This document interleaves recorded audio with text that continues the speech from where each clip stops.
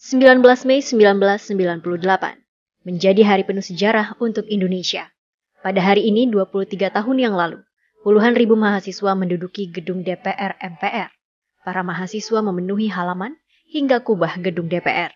Aksi ini menjadi demonstrasi terbesar yang pernah dilakukan mahasiswa selama 30 tahun terakhir di gedung DPR MPR. Semakin besarnya tuntutan di gedung DPR MPR pada hari itu, membuat Soeharto dan Orde Baru semakin terdesak. Hingga akhirnya, Presiden Soeharto menyatakan mundur pada 21 Mei 1998.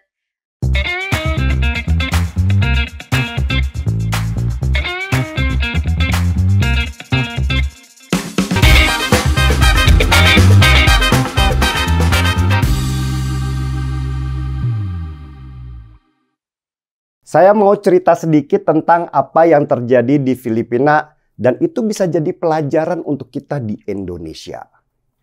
Filipina sejak tahun 1965 sampai tahun 1986 atau kurang lebih 21 tahun itu dipimpin oleh rezim yang sangat rakus dan kejam bernama Ferdinand Marcos. Ferdinand Marcos memerintah Filipina dengan tangan besi, mirip Presiden Soeharto dulu di zaman Orde Baru. Marcos juga menumpuk kekayaan bersama istrinya yang hedon bernama Imelda Marcos. Dan menurut laporan, harta yang dirampok oleh Ferdinand Marcos dan istrinya Imelda selama menjabat di Filipina itu nilainya lebih dari 120 triliun rupiah. Ada satu orang penentang keluarga Marcos, seorang senator yang keras dan berani bernama Benigno Aquino. Benigno Aquino ini terus-menerus mengkritik kekejaman Marcos dan kerakusannya merampok harta rakyat Filipina. Ferdinand Marcos dendam kepada Benigno Aquino dan berusaha melenyapkan dia, tetapi gagal terus.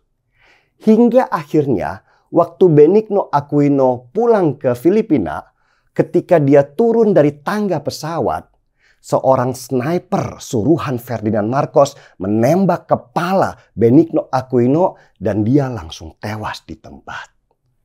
Kejadian ini pas disiarkan langsung oleh TV nasional dan sempat menghebohkan dunia internasional pada waktu itu. Rakyat Filipina kemudian bergerak. Dipimpin oleh janda Benigno Aquino yang bernama Cory Aquino. Ratusan ribu orang turun ke jalan dan melawan polisi dan tentara. Mereka menamakan gerakan mereka sebagai People Power. Berhari-hari demo di jalan, persis seperti kejadian mahasiswa melawan Soeharto di tahun 98. Dan akhirnya di tahun 1986, kekuasaan Ferdinand Marcos pun runtuh. Rakyat berhasil menguasai istana Presiden Filipina dan di sanalah mereka menemukan harta rampokan yang digunakan oleh Imelda Marcos untuk bersenang-senang. Seperti ratusan sepatu merek dan mahal, juga tas dan aksesoris dari brand-brand terkenal. Anak yang besar di tahun 1990-an pasti pernah mendengar berita jatuhnya Ferdinand Marcos karena people power di masa itu. Tapi sayangnya, negara Filipina hanya menghukum Ferdinand Marcos dan keluarganya dalam pengasingan karena mereka ingin merebut kembali harta Marcos yang gak jelas ada di mana itu. Kemungkinan ada di bank-bank di Swiss yang sangat ketat menjaga kerahasiaan nasabahnya. Negara Filipina sulit sekali mengambil kembali harta Marcos karena sulit juga mereka mendeteksi keberadaannya. 5 tahun dalam pengasingan, anak Ferdinand Marcos yang bernama Bongbong Marcos kembali berpolitik. Dengan harta tersisa dari bapaknya yang hanya dia yang tahu keberadaannya. Bongbong Marcos menapaki dunia politik dari bawah sampai ke atas. Tujuannya apalagi kalau bukan menjadi presiden Filipina untuk bisa menguasai kembali harta bapaknya. Dengan uang tersisa yang masih sangat besar, Bongbong Marcos membangun propaganda di media sosial, terutama di TikTok, dengan narasi kalau keluarga Marcos itu tidak bersalah. Sampai bahwa harta keluarga Marcos yang nilainya ratusan triliun rupiah itu bisa diambil Bongbong untuk mensejahterakan rakyat Filipina. Bongbong Marcos dan timnya menyasar generasi milenial yang menjadi pemilih mayoritas di Filipina pada tahun 2022. Mereka tahu kalau para generasi muda, generasi milenial, generasi Z di Filipina itu nggak pernah mengalami situasi di mana Ferdinand Marcos yang kejam itu berkuasa. Juga banyak masyarakat Filipina yang sudah lupa dengan sejarah. Dengan menguasai media sosial, Bongbong pun menguasai opini. Dan akhirnya keluarga Marcos berkuasa lagi lewat Bongbong yang menang pemilihan dan sekarang menjadi presiden Filipina. Apa yang bisa kita pelajari di sini? Wah, banyak sekali.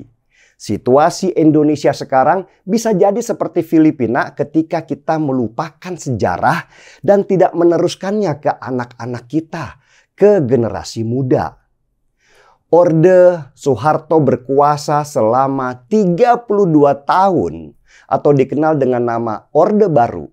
Bisa dibilang orde yang paling tamak, paling rakus ketika kroni-kroni dan keluarganya Soeharto merampok harta rakyat Indonesia. Bahkan catatan internasional menghitung nilai korupsi Soeharto jauh lebih besar dari keluarga Marcos, yaitu lebih dari 400 triliun rupiah. Soeharto juga pada waktu Orde Baru menjalankan pemerintahan dengan kejam yang menghilangkan suara lawan-lawan politiknya dan mengintimidasi banyak orang supaya kekuasaannya tetap bertahan. Ketika kemudian kemuakan rakyat mulai memuncak, maka terjadilah reformasi di tahun 98 untuk melawan Soeharto. Dan mahasiswa berhasil menggulingkan rezim itu dengan berkorban banyak nyawa. Mirip dengan kondisi people power yang tadi di Filipina. Dan harta keluarga Soeharto terus diburu oleh pemerintahan Jokowi sampai sekarang. Bambang Tri, Tutut, dan Tommy, anak-anak mantan Presiden Soeharto yang dikenal lewat nama keluarga Cendana, itu merasakan betul tekanan di bawah pemerintahan Jokowi yang gak ada takut-takutnya itu untuk mengembalikan harta rakyat. Yang terakhir, Taman Mini Indonesia Indah yang selama puluhan tahun dikelola keluarga Cendana lewat Yayasan Harapan Kita itu dikembalikan ke negara oleh Jokowi. Tapi ada indikasi adanya gerakan untuk melupakan sejarah kelam itu. Generasi milenial dan generasi Z yang di Pilpres 2024 nanti akan menguasai para pemilih. Dibombardir terus untuk melupakan sejarah rezim Orde Baru. Bahkan beberapa ketua gerakan mahasiswa itu nggak segan-segan memuji situasi di mana Soeharto waktu itu memimpin. Padahal mereka belum lahir waktu itu. Pengaburan sejarah dibombardir lewat media sosial.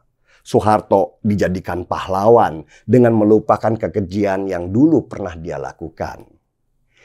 Mirip kan dengan apa yang terjadi di Filipina, situasi di Indonesia sekarang? Ada gerakan untuk menyusup dengan gaya manis, gaya nggak bersalah, terlihat loyal. Padahal misi besarnya adalah berkuasa dan ingin mengembalikan harta yang dulu pernah mereka punya. Jaringan ini pernah kalah di pemilu selama 2 kali oleh Jokowi.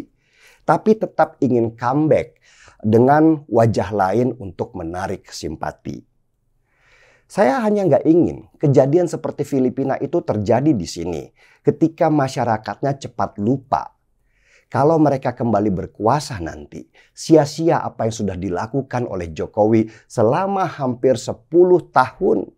Dan kita akan kembali hidup dalam tekanan. Sejarahlah yang menentukan bagaimana negara ini nantinya terbentuk ke depan. Ini bukan memelihara dendam lama, bukan. Tapi nggak salah kan kalau kita waspada. Kuda Troya di istana sudah mulai menyebar. Brutus-Brutus di sekitar Jokowi sudah mulai bekerja dengan mendorong presiden ke arah yang salah. Mereka membisikkan, mengarahkan, memberi umpan supaya presiden masuk dalam jebakan. Halus, licin, licik, dan sangat beracun. Buka mata dan buka telinga kita. Dan seperti kata Bung Karno dulu, jas merah, jangan pernah melupakan sejarah. Kita seruput dulu kopinya.